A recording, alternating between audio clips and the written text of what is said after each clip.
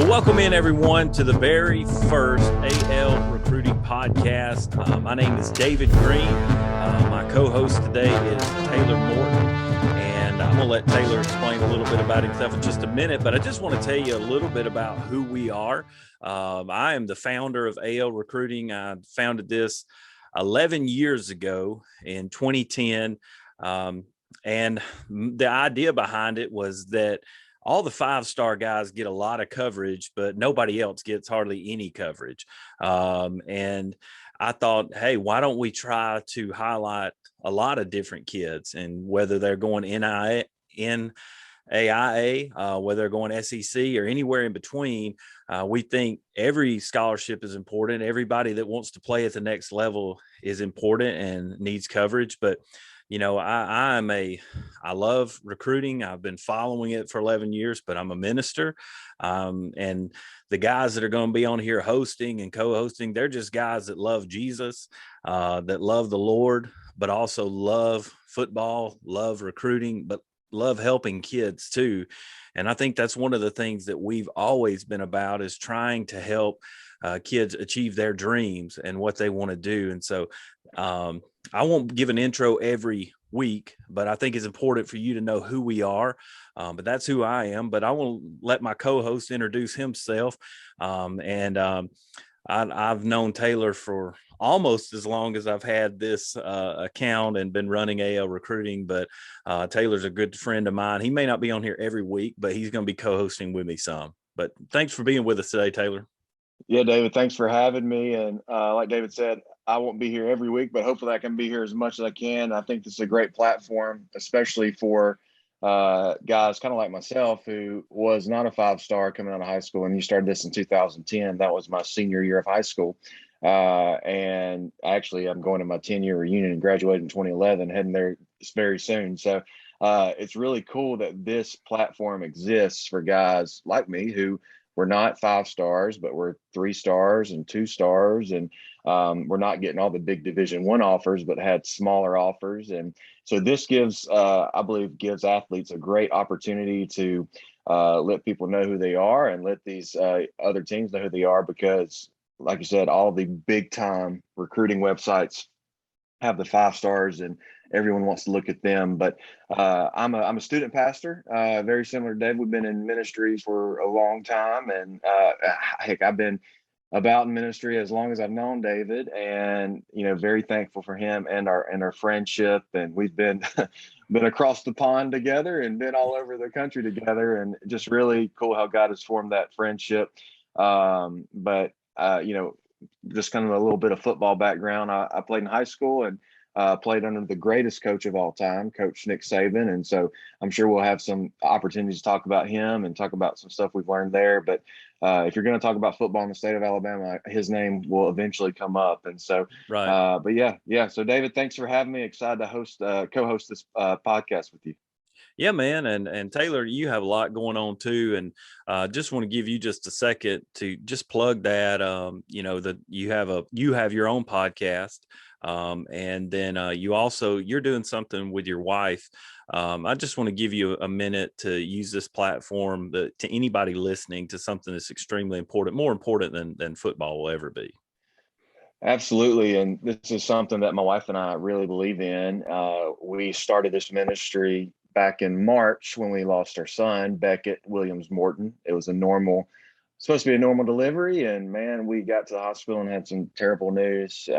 My wife was 39 weeks pregnant, basically 40 weeks pregnant, and got to the hospital the day before he was supposed to be delivered. And man, it had no heartbeat, and man, it crushed us. It's still dealing with it, barely 5 months out. And but God, there's a beautiful song that I'm sure a lot of you have heard, is that God turns graves into gardens, and God has done an incredible work through our pain and through the grave that we've unfortunately had to put Beckett in. Mm-hmm. We started this ministry called Beckett's Blessing Box, and what we do through that is send out grief resources to families who lose a child. And we launched the ministry in July, and ever since then, after a month in August, we sent out, I think we're at like 45 boxes Now we're in 10 states all over the country, all the way to California. So we and here's what we've learned: grief has no zip code,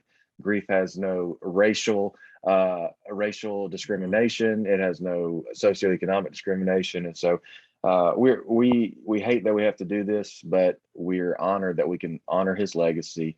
And but if you have any questions about it, you can check out our website, beckettsblessingbox.com.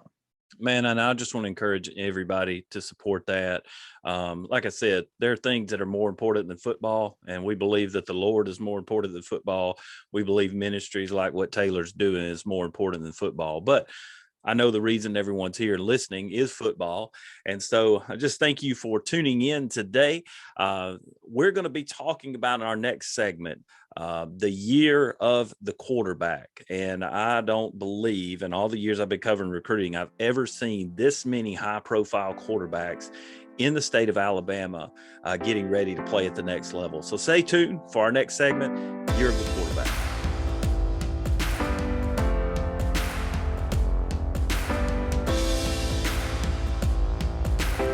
Thanks so much for joining in with us on our very first podcast. This is our second segment. We're going to be talking about this recruiting class. I would just say is the year of the quarterback. And again, as I said in our first segment, that I've never seen a recruiting year quite like this one, specifically with the quarterback position. I just don't think you can talk recruiting. You can't talk about it in the state of Alabama without bringing up the quarterback. And most people will say, and I think I have to agree, most important position on the field. I mean, the offensive player that touches the ball, distributes the ball, really makes reads on defense, calls plays, calls audibles, does all those things. And so, and we start close to your hometown. We're just going to get right into it. Most people talk about Gordo High School's Tanner Bailey. He's got it all. He can do it all. He's a dual threat guy. And he's committed to Oregon. And I think what's interesting, and I want you to bring it up or talk about him just a little bit, but he's being recruited by obviously Mario Cristobal, who has ties at Alabama. And he's also his main recruiter for his position is Joe Moorhead is recruiting him, who was a coach at Mississippi State, and that's not far away at all from Gordo. So tell us a little bit about Coach Cristobal and some insight you have on him, Taylor. Yeah, Coach Cristobal was at Alabama when I was there, I think my sophomore and junior year. And like we were talking earlier before the show, that Coach Cristobal is a player's coach. And so with that being said, recruiting in this day and age with this generation, I would say 10 years ago, recruiting and coaching looks completely different than it did 10 years ago when you started Right. this Twitter account and AO recruiting. And so and you've even seen Coach Saban change how he recruits, how he coaches, because this generation is and this is the first group of guys that's going to be able to really test the waters with the NIL deal. You got kids making over $1 million a year now on NIL contracts, which also makes these 3 stars and 4 stars even just as profitable as a 5-star. Right. When you look at their social media following. You can even have walk-ons be very profitable if they have a large social media following. And so people like Tanner Bailey, who's coming from a town out of Gordo, which is right close to Tuscaloosa, which is close to Starkville, you've got a great market there where he's going to have the potential to really grow his NIL status and also work with a coach like Coach Cristobal, who is a player coach that's going to enable him to develop and be the best quarterback that he can possibly be. Yeah. And, I think that, looking at him too, I direct messaged him before the show. And look, Oregon fans are going to love to hear this, but Tanner's not going anywhere else. I mean, he's 100% committed to Oregon. He's not taking any other visits. Let me make sure he hadn't set up his official yet with Oregon, but he told me, he said, look, that's the only one I'm taking. It's only official. And so, that should please Oregon fans. They're getting a good player, really can do it all, 4-star guy. And then I think when you move on in our state and you keep looking at other quarterbacks, the next one you got to bring up in the 2022 class is Pinson Valley's Zach Pyron. Zach is, Zach is going to do something that no other quarterback has an opportunity to do, and that's win 4 straight state championship games. Unbelievable. As a freshman and sophomore, he won 2 at Fife, and as a freshman and sophomore. Then he transfers to Pinson Valley, wins one last year under Coach Sam Shade. But man, Pinson Valley's had a run of quarterbacks. Had Bo Nix, and now they've got Zach, and Zach's committed to Baylor. And again, he's a guy that can do it all. And look, I don't know. I know that everybody, their measurables are looking at, accuracy, arm strength. But man, if I'm recruiting a guy, I want the guy on my team that's won 3 state championships, has an opportunity to go for 4. Well, you want a guy that's a winner. And so, if a guy that knows how to win, and especially in the quarterback position, how important that position is, like you mentioned earlier, you want a guy who knows how to win. And Zach obviously knows how to win. He hasn't known a high school year where he hadn't won a championship. And so, right. And so he's going into his 4th year. All he knows is winning a state championship. So it sounds like, hey, if Baylor ends up getting this guy, it sounds like they're going to get a winner. And hey, it's awesome that he's coming from our state. Yeah, and you keep moving down the list. Not far from Pinson Valley, actually, their rival Clay Chalkville, Khalib Johnson. He's committed to Louisville.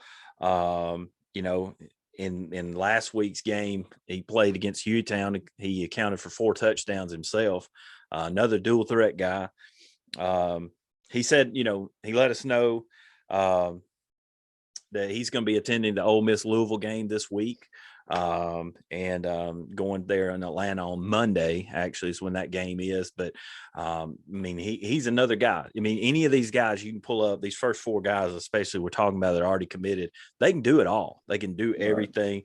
And then Connor Harrell, look, nobody has put together a team like Mark Freeman at Thompson High School has put together in the last few years. And just full disclosure, I was a chaplain at Thompson when they were not winning.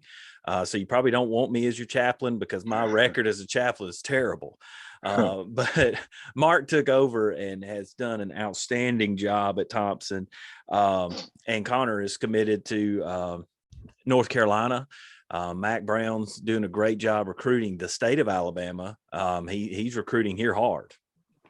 Yeah, and speaking of North Carolina with Mac Brown, Bo Burks at Bibb County, I know he had a preferred walk-on there, and I think he has committed there as well. And Bo plays offensive line for Bibb County. So, like I said, not just quarterback, but he's also recruiting every position. But obviously this year is the year of the quarterback. So, but being a quarterback, you want a good line. So I think Bo will do a good job there for old Connor.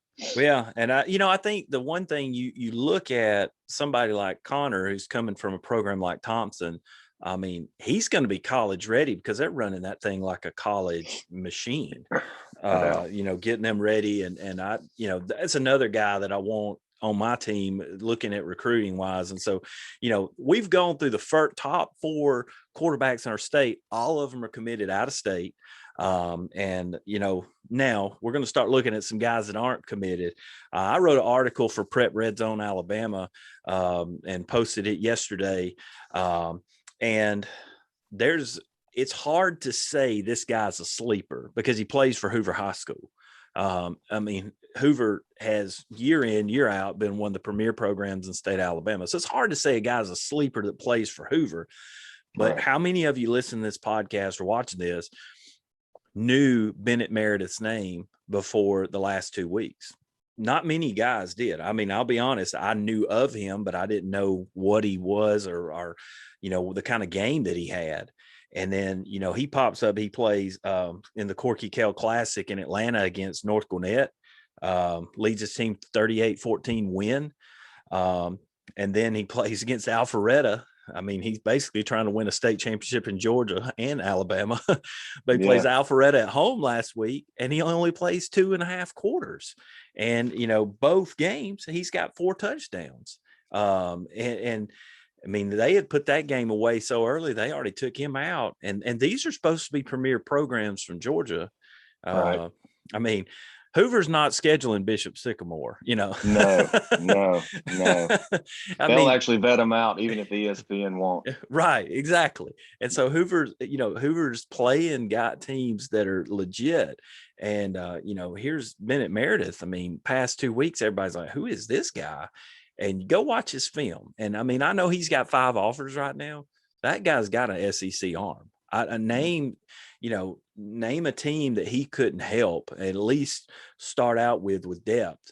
And then eventually I think could be a starter. And so there's going to be Power 5 teams that take interest in him. He said he's for sure visiting South Alabama, Toledo, Northwestern, Cincinnati. But Taylor, man, I mean, go watch his film. Anybody's listening, the guy's going to get Power 5 offers. It's just going to be where he wants to go.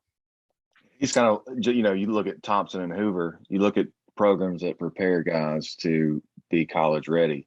Yeah. Those two in our state definitely are those two types of programs that make it happen. Yeah. I mean, and a lot of people don't like to hear this, but man, the talent level they play against every week too, is so ridiculous, that they're playing against those kind of players. I mean, that's right. For instance, Paul Tyson was at Hewitt-Trussville, and he was a highly rated quarterback, but he wasn't the highest. But now he's backup quarterback at Alabama. I mean, and I think it's because a place like Hewitt-Trussville just prepares guys, and we're going to talk about a guy from there in just a minute. But some other guys I want to highlight: Tucker Kilcrease from Brantley High School, small school. He's already committed to Troy. Took a minute, but we're finally at our first in-state commitment. And then Central Phoenix City, Caleb Nix, obviously has a pedigree. He's son of Patrick Nix, Bo Nix's little brother. Again, Central High School, Phoenix City, they're another team preparing guys. And look, Clemson is tapping into that pipeline. They've been recruiting guys from Central Phoenix City for years now, and they have kind of owned that school. No doubt. And, you got Dabo, Coach Swinney, who has ties here. He knows what he's doing in Alabama. He knows where to get some of the best guys from. And obviously, like you said, our state is producing some incredible – I've never seen anything like this many quarterbacks available. No. In one state. No, and then you keep going. Hewitt-Trussville, Cade Ott-Carruth. And to me, look, nobody does a better job of preparing quarterbacks than Josh Floyd at Hewitt-Trussville. Man, they get those guys ready to play. Like I said, I mentioned Paul Tyson. He's a backup quarterback at Alabama right now. And then last year, Zach Thomas, who'd been at Hewitt-Trussville, was a quarterback at Appalachian State. He was a starter for them. And, Cade said he's going to be visiting UAB a lot. He's hearing the most from Murray State and Gardner-Webb. But again, man, he's going to play in high-profile games. I mean, look, I think everybody in the state right now, don't care if you like them or not, you should be hoping and praying that all the kids at Hoover, Hewitt, and Thompson stay healthy, so we get those matchups at full strength. That's right. That's right. No doubt. I mean, because I want to see that. Well, you got, for us, the fan now, you want to see everybody at 100%, and those are going to be some incredible matchups that you might not just see on Friday night, but one day you might see them competing against each other on Saturday. Well, I can assure you this: you can go to those games, you're going to see a lot of guys that are going to be playing on Saturday in any of those on any of those nights, and some on Sundays. So. Exactly right. Last guy we're going to talk about in 2022, Pelham High School, William Langford. Again, I wrote about him in an article. I've got him as a sleeper in the state of Alabama. He's got all the tools, got the long, fast, rangy. The thing to me about him is he has the legs to, really affect the defense and run and be a threat. But the biggest thing about him is he doesn't always use it. He makes his reads. He looks down the field. He makes the throws that he needs to make. And, he's right now, he's hearing from Elon the most. He's visiting Elon this weekend. Next weekend, he's visiting Mississippi State. He's got plans to visit Georgia State, Nicholls State, and Louisiana. But look, man, I wouldn't be surprised at all if he goes to Mississippi State and they make an offer. Mississippi State in the past few years has recruited Pelham a lot. They've gotten a lot of Pelham players, and I wouldn't be surprised at all if he picked up an offer. If he doesn't, there's a Power 5 team's going to offer him. He's a great looking kid, and and so that's all the 2022 guys. Listen, we're just limited in time. There's a lot of other guys we could talk about. But look, if you want us to ever talk about you, reach out to us on Twitter, reach out to us on Instagram. We'd love to find out more about you. Stay tuned. We're going to talk about some guys, 2023, 2024 guys in our next segment. But again, if we didn't talk about you today, reach out to us. We'd love to hear from you.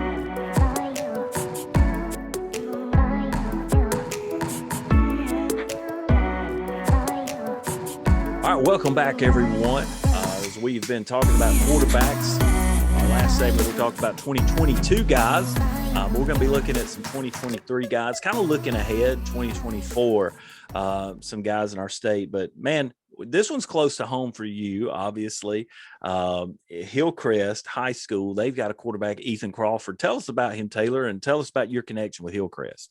Yeah, so I'm the team chaplain with Hillcrest, and I do a lot with Hillcrest, and we've got a lot of students that go to Hillcrest in my youth ministry, also that go to ACA. So I try to do a lot with both schools, and but Hillcrest is right in our backyard, so I'm there. And Coach Mitchell has done a great job coming in. It's his first year. Had a big win over County High this past weekend.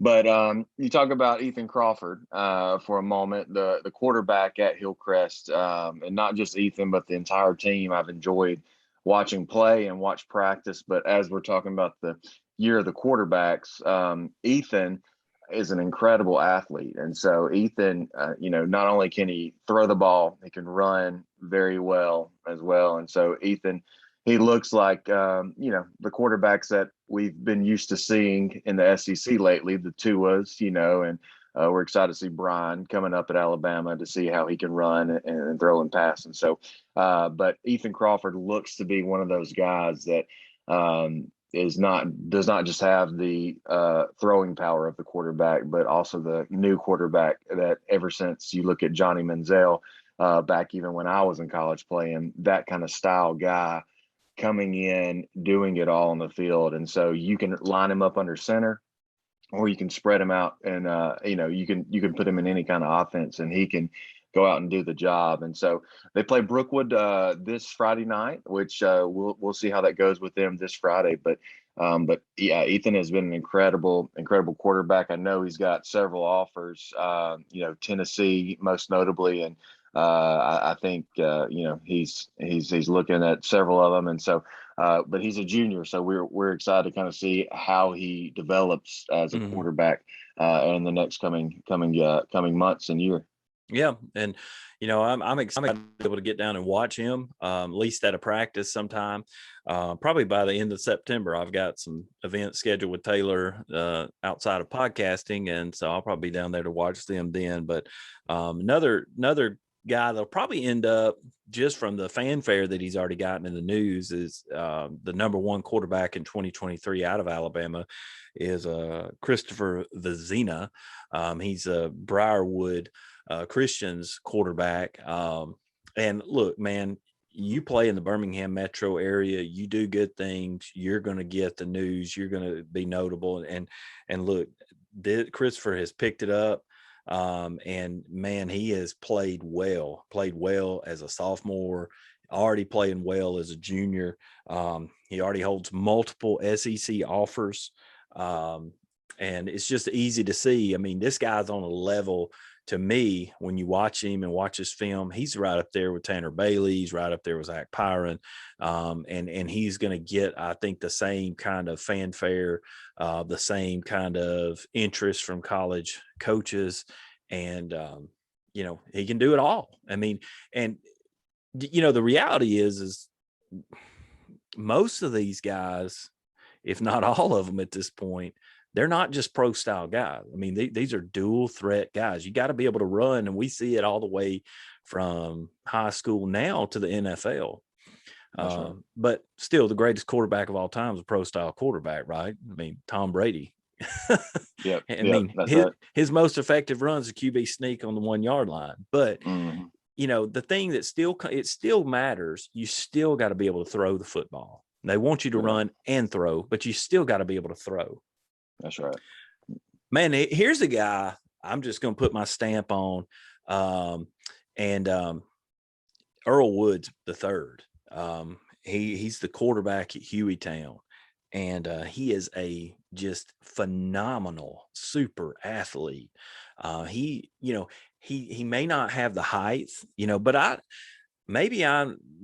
I don't think I'm wrong on this. 6'2", a quarterback being 6'2" doesn't matter as much now as it did 10, 20 years ago.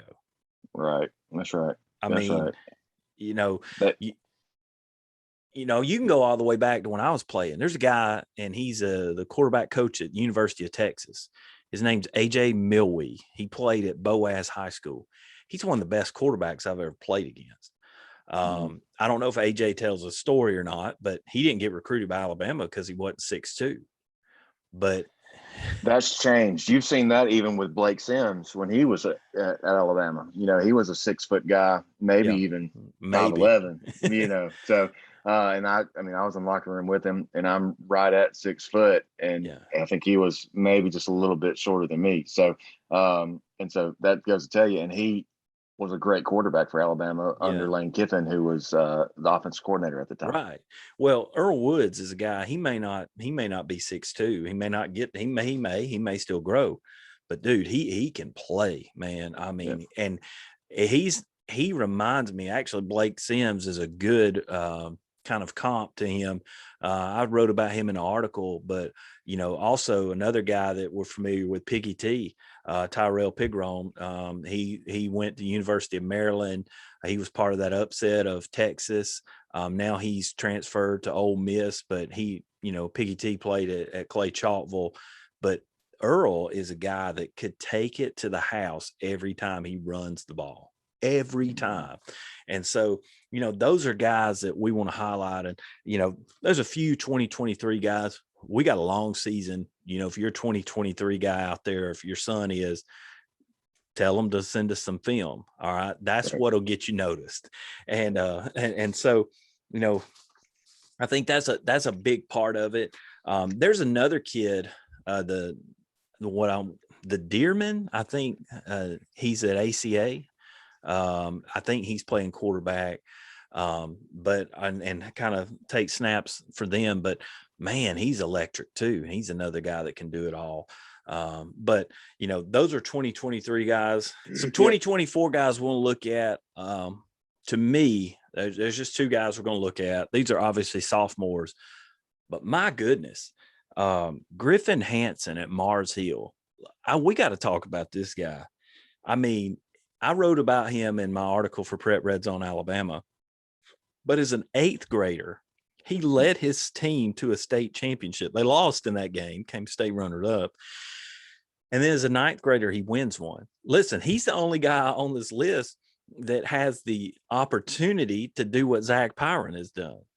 That's right. and he's already had a year of high school, and he can still do it. Yeah, I mean, how crazy is that? Like, I don't know what you were doing as an 8th grader, but it wasn't leading my team to state. I know that. No, that's right. That's right. So, he's a guy, I think he's going to grow. He's obviously a 10th grader, but I think there's some big things coming his way. And oh, by the way, he plays safety for them on defense and he's the starting quarterback. So he's not afraid of contact. No. And then probably the biggest name right now in the 10th grade class is KJ Jackson, St. James Montgomery. He's already got an offer from Ole Miss, Penn State. And look, nobody can deny what kind of offensive coach Lane Kiffin is. If he thinks a guy can play offense, I'm going to trust his evaluation. Yeah, that's right. No doubt. He's a recruiter of Tua and Jalen. Okay. Yes, that's right. And Mac Jones. Right. And Mac Jones. Which are all starters in the NFL now, by the way. Yeah, like next week they're starting all 3 for teams. So it's crazy. But again, there's more guys coming up this season that we're going to talk about. We're just into 2 weeks into the season. and more film comes out, we'll be talking about guys. We'll talk about other positions, obviously, but man, you can't miss on this being the year of the quarterback. Stay tuned for our final segment of the day, and we're going to be talking about the biggest news story in high school football this week.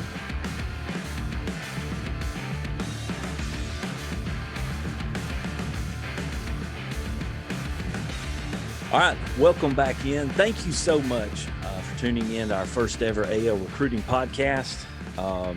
And we are obviously going to be talking a lot about Alabama, high school football in Alabama, teams in Alabama. But we can't start a podcast without talking about the biggest news story in high school football, or I should say, one group is playing high school football, the other one's not. Bishop Sycamore and IMG. I think most of us, if you follow recruiting, you're familiar with IMG. They got a 5-star at every position. They played on Sunday night on ESPN against a high school, or so-called alleged high school, I should say, Bishop Sycamore.